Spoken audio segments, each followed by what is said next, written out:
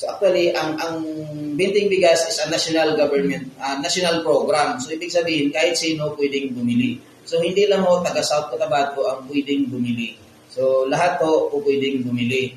So ang ano lang namin is, sa ngayon, ang sistema ni FTI is nagpapalista tuwing Sabado.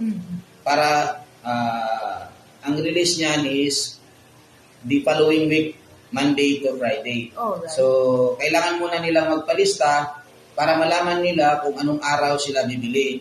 So, kaya nagkakaroon ng ganong sistema kasi dati, araw-araw magpila sila para makabili. So, ngayon yung iba na mahuli sa pila, hindi makabili, sa sunod na araw, babalik uli, hindi makabili. So, pabalik-balik sila, yun yung reklamo nila. Kaya ang ginawa na lang namin, tinuloy-tuloy namin na ginawa ng listahan. So, kung hindi ka makabili ngayon, so, the following day ka na. So, yun yung nagiging umpisa na nagkaroon ng listing.